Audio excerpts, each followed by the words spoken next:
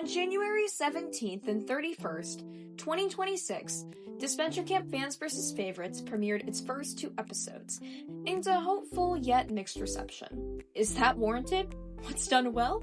What could be better? Any predictions? Back during the eras of Dispenser Camp All-Stars and Dispenser Camp Season 1, I analyzed each episode, answering these questions and more, diving deep into the material. Thanks to this, I was kindly invited into the script editing and proofreading team for, you guessed it, Dispenser Camp Season 5. As such, this means my reviews are changing a bit. Here's the rundown. We're starting with this, our intro, then going into sections, Episode 1 review, Episode 2 review, behind the scenes, my scenes, ending with the conclusion. For obvious reasons, I can't predict what's happening next, but in these brand new behind the scenes segments, you'll get insight into which scenes I did, my process, and what they originally were. And when I can, I'll sneak in some fun stories or facts. All my reviews will be analyzed from the perspective of what the writers were going for, while always keeping out any future spoilers as necessary. And on that side note, keep in mind that my opinions don't reflect on Nation Cartoons, and all canon material comes from their official accounts. Without further ado, onto the video. This is so surreal. Season 2, I was just a fan competing on my favorite show. Now, I'm an actual favorite. It's usually said that episode 1 of any series is the most important. Why? It's the first impression to viewers, your hook for them to continue watching.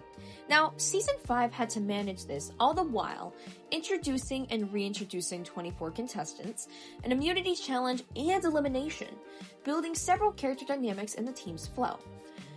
All in roughly a 25-minute time frame. This amount of time for premieres and Dispenser Camp isn't new, but usually it's only about 12 contestants, and when there's more, the episode stretches a bit. An example would be Dispenser Camp All-Stars, which premiere goes for roughly 30 minutes. So how does it go here? Pretty good, I would say. With a few exceptions, what this episode sets out to do succeeds. Now, why don't we break down each of these goals? Introductions. Every single character gets at least one moment to shine, and mainly the focus is on the fans. Definitely the right call. We get a feel for their personalities, get some interactions, and as Aubrey would put it, energies. These are the people we haven't met yet. These are the ones we need a better grasp on. As I expected when I first got to read episode 1's script, Ren and Dania were truly stars of the show. Every single second they were on screen had such charm to it. Sam's twist to me was pretty funny, albeit instantly reminded me of Season 1 Fiore, and Finn and Ara's mean girl vibe was a fun time to watch. But this praise for the majority of viewers hasn't extended to the favorites. To many, it felt like they already knew one another, rather than meeting each other for the first time. There's no formal meeting, and instead it was fast-forwarded/skipped for the sake of time. Partially, I have to agree with the sentiment because, again, this isn't a lot of these contestants' first time meeting one another. The only people in this cast who weren't on Dispenser Camp All-Stars are the Season 4 representatives and Rosa. That means 7 people already know each other pretty well and have competed together. Additionally, through greetings and even this episode, it is extremely clear that everybody has watched all seasons, and therefore knows at least the bare minimum about one another. Narratively, it makes sense they know the basics. Occupations, base personalities, strategies, background. But otherwise, it feels all surface level. Proven when Fiore is kind of just discussing Alec which new allies to grab, she doesn't really know them much. And the newer dynamics Benji and Ale, or Rosa and Anastasia, it kind of is an introduction. Whether it's Benji's kind of awkward, yet sweet reveal that he subbed to her channel, or Anastasia's will to help Rosa, they are just starting their interactions. I point all this out to say I would consider this the smarter choice. You're still having the introductions to one another, but without repeating to the audience at least basics or what they already know. With only 26 episodes, no time can be wasted. And I understand and do agree that the favorites weren't as strong or as strongly handled as the fans in this episode, but I wouldn't consider them as badly taken here as I've seen some people saying. Now, to the fast-forward part of the argument, I 1000% agree. We'll dive into pacing later on, but for now, the fans were a joy to watch, and seeing some of the favorites again was a pleasure. But what about the challenge? Going back to the roots for this competition really lets the theme of the season, of course fans versus favorites, simmer. But it also shows the different approaches the fans would take, especially the ones who dissect the show piece by piece, Bruno, compared to, say, some of the favorites like Tom. It's cool, and I love the Dragon Ball reference later on. It offers itself to tons of fun moments throughout the episode. But to me, the challenge is never really as important as, say, the character interactions or the elimination. In Elimination, Episode 1 was always going to be a controversial take, but for what it's worth, it's handled fine. Throughout every bit of screen time she had, Aubrey is shown to judge others based on astrology/zodiac signs. The second Sam was revealed he was a Scorpio, her demeanor flipped in half towards him.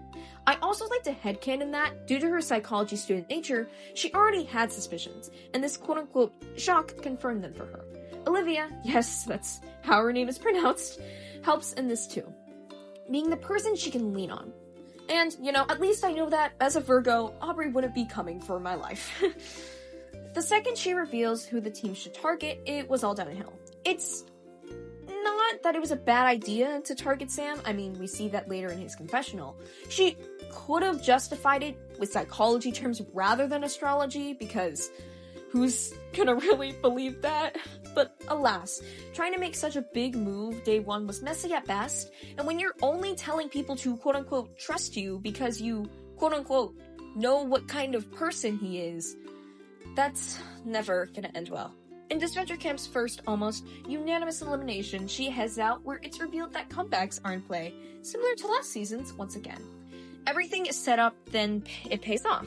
It's not unexpected. You figure it's coming. Strategically, from the fan side, it makes sense. The team was in a shambles of dynamics, as we're going to cover more later, so anything they could latch onto for this upcoming elimination would have been enough. Aubrey gave that perfect opportunity with her outburst. And as Emily would say, you all need to start dropping like flies. I do wish we got to learn a bit more about Aubrey though, but I'll take the interview that she gets to have right before the season begins. Character dynamics and the team flow. The favorites had the Cyan Alliance, Fury and Alec, and then you've got everybody else on the outs. Somehow, they still despise a child, plus are heavily weary of Alec. Arguably, I've heard this say, Spencer and Anastasia didn't use the best tactics, but nobody really cares. My perspective is they haven't analyzed or cared enough to really understand their season that much, or haven't understood it enough to realize the full capabilities of those two. But they do know and won't forget what Alec and Fury have done in the past. Otherwise, nothing notable from them that we haven't already seen. We know Aiden, Leigh, Gabby, and Tom get along, Benji and LA alongside Rosa and Anastasia are cool, but we really only get to see snippets. The fans, as aforementioned, are sort of a wreck. I love this take. Nothing's that established, some cliques are forming, but nobody is able to work together well enough to win just yet, or really to build any alliance, and this is such a fun time to watch happen on screen. There's a reason that disasters, quote-unquote, in reality TV are always some of the most entertaining moments, at least from my perspective. This is sort of that happening in real time, but in a more calm level. I didn't know where else to put this specific point, but the background details so far of the season are off the charts. The animation, as always, is gorgeous, but the fellow characters are reacting or doing in the background while there's something else in focus. Like how Ren is always climbing in the treetops, no matter when you see them. In the grand scheme of Dispenser Camp episodes, though, I consider it middle of the road. Mainly for the pacing. Despite everything that needs to fit into this episode while fitting, it feels like we're watching it at 10 times the speed. Nothing having that much time to breathe. It's like a marathon, and in execution, it can feel exhausting to watch. There's so much going on, and I do feel like if the scenes were let to just kind of breathe more, or even give the episode an extra 10 minutes, 5 minutes in runtime would really help out a lot. But alas, how does the next episode build off what this episode creates? This is so surreal. Season 2, I was just a fan competing on my favorite show. Now, I'm an actual favorite. Remember when Emily said, "Players, you all need to start dropping like flies." So now we're here, and it's by far the most controversial aspect of this episode, the elimination. For that reason, let's start here. For a fair reason, on the surface, Aiden has had 2 seasons to develop, each time making it pretty far. We also only have 26 episodes for 24 contestants, and a non-elimination is quote-unquote wasted here. Why not let Aubrey have more screen time? Why do the twist so early?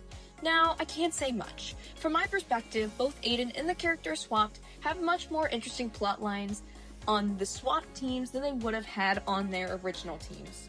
Regardless, let's analyze this twist in depth. From the beginning of this episode, even in the previous, Aiden's dedicated to the Cyan reunion. Why? It builds himself a majority, strong alliance right out the gates, not to mention he has his friend's loyalty.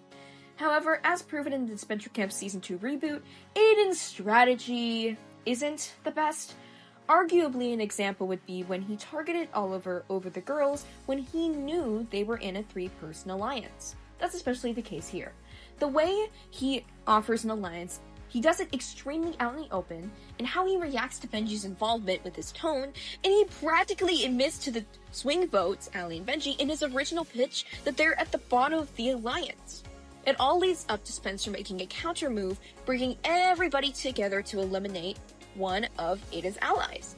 And once Spencer sees the scroll, he knows convincing Allie and Benji is possible, but he can't do it himself.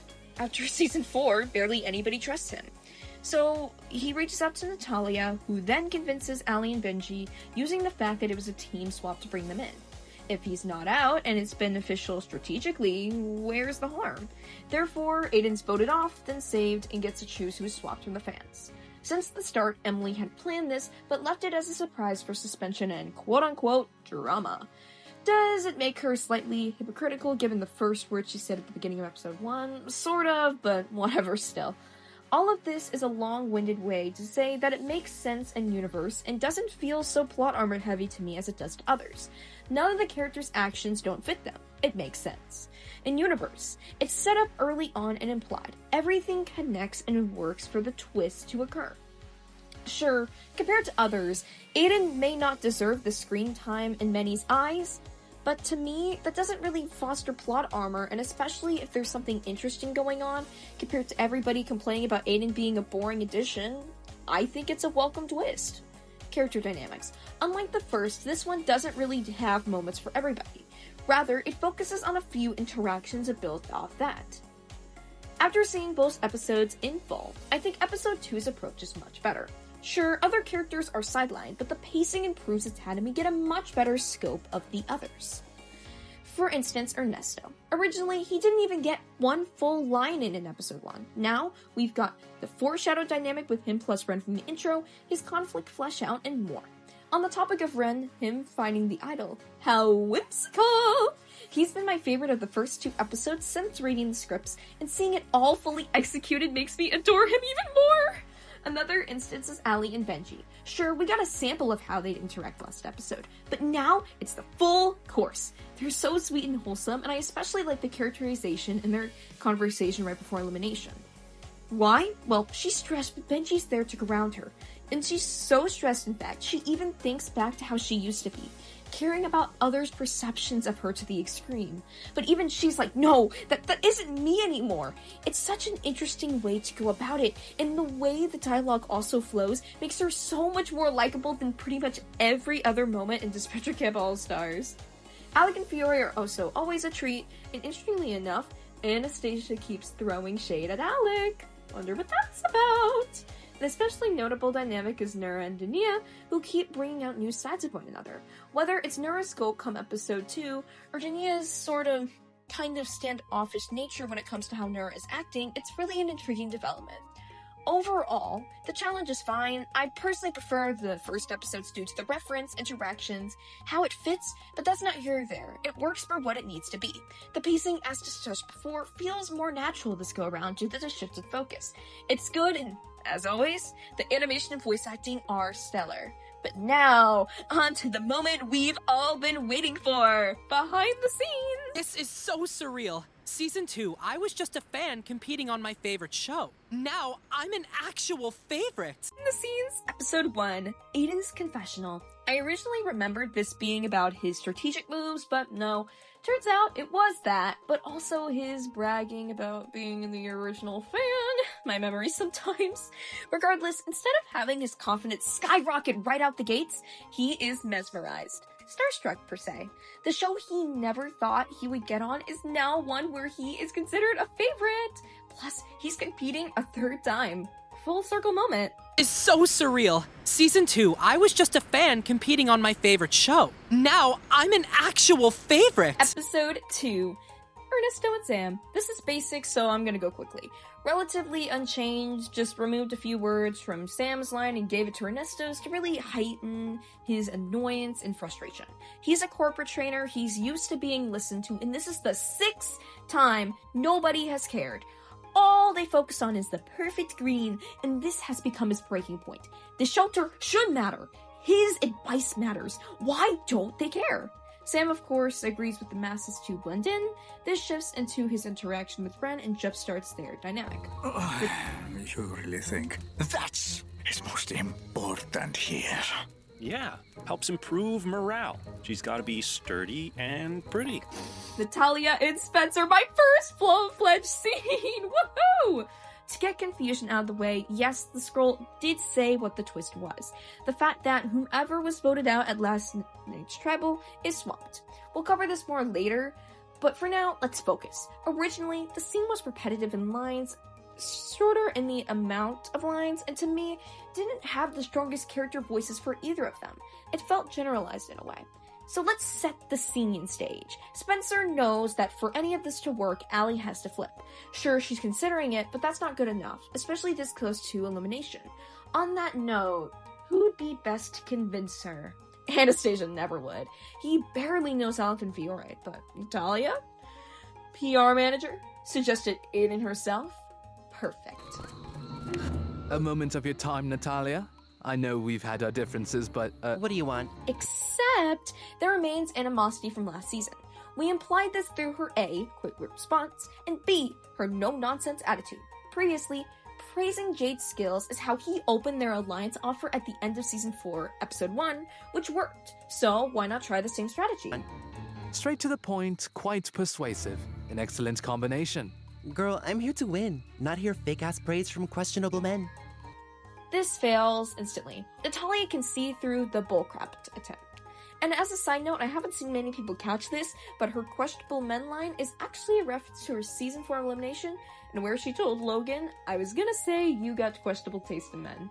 As he was then, Spencer is annoyed at the comment now. Regardless, he must trek on, but with a different approach. As Jade would do, appeal to her gameplay.